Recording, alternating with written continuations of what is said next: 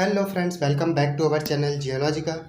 Today we are going to talk about a topic related to the climatology, that is air masses and the classification of air masses. And this will be useful for both geology and geography students who are preparing for the UGC NET. And this PDF of this PPT will be shared on our Telegram channel, that is Geologica 2020. You can ask any question regarding this topic in the comment box, or you can also contact me through the Instagram ID ggupta_99. So let us begin with the introduction. As per definition, air mass is a mass of air with similar properties like temperature and moisture and covering a large area of Earth's surface. For example, you have a city named A and you have a 200 kilometer far another city, that is city B, and you are getting the temperature and moisture as on the A is same to the B, and in the whole journey you have the same temperature and moisture conditions. Then this whole air will be known as air mass.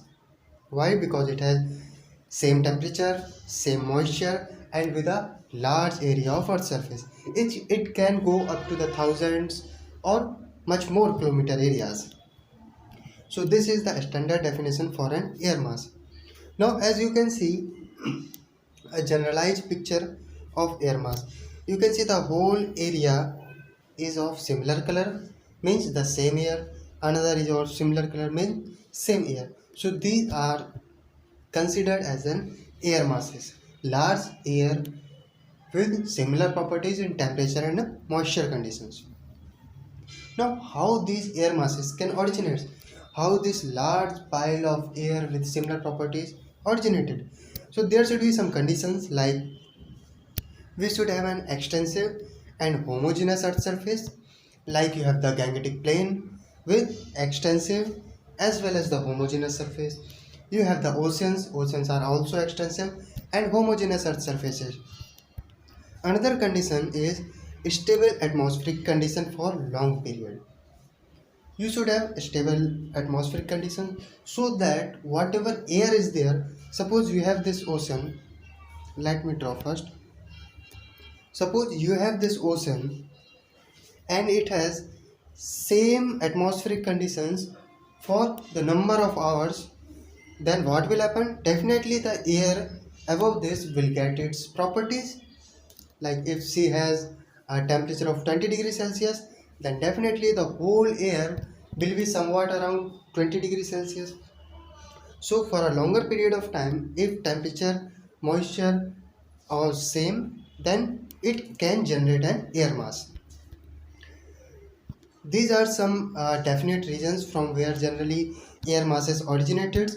Like we have this in the Atlantic Ocean, we have in the areas in Indian Ocean, we also have a lot of areas in the Pacific Oceans. So these are some well-defined areas.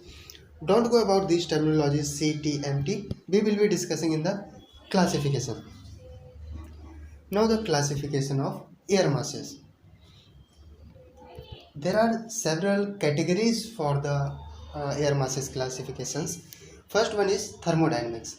As we can see, thermodynamics is something about the temperature. So we have the warm air mass and we have the cold air mass. Warm air mass means if our air mass has temperature more than the underlying surface, then it will be termed as warm air mass. What is cold air mass? When air mass has temperature lower than its surface. Suppose an air mass is in the oceanic areas. If ocean has 20 degrees Celsius temperature and air mass have less than 20 degree, it will be termed as cold air mass. And if it has more than 20 degrees, it will be termed as warm air mass. Okay. Another classification is based on stability. If it is stable, then we call it stable air mass. If it is unstable, it will be known as unstable air mass. Then another important classification is based on the geographical locations.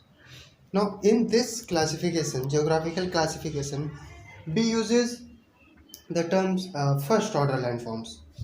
If you don't know what are the first order landforms, you can watch my this video on the types of landform for geography and geology. So you will get an idea what are the first order, second order and third order landform. The link is given in the description box as well as on the I button. So first order landform we includes oceans and continents. These two comes under the first order landmass. So here you can see ocean are maritime and continents are continental. So continent can have in the tropical regions, continent can have in the polar regions. So we have a continental tropical air mass, we have continental polar air mass. Same in the condition of oceans. Ocean can have in the tropical regions, so we have maritime tropical air mass. Oceans can also there in the polar area, so we have the maritime polar air mass.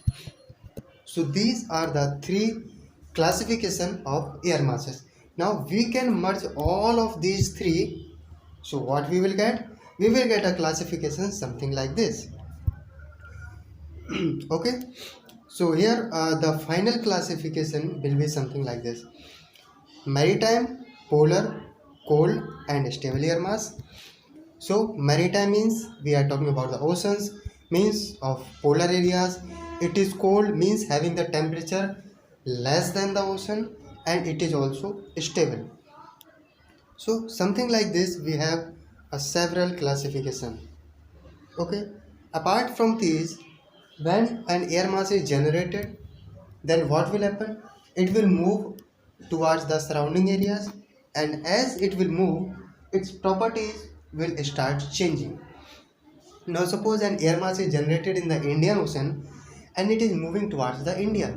Definitely it will goes through the Sri Lanka, through the Tamil Nadu, Kerala. So the surface is now changed, temperature is now changed. So it starts changing the temperature and moisture of air masses. So then air masses starts destroying. So this is all about the air masses. What we have taught right now, we have talked about the what is air mass, what is the conditions for generation of air mass, what is the classification of air mass, and how air mass got destroyed because of change in surface areas or as they move away from its source. So it's all about for today. Thank you.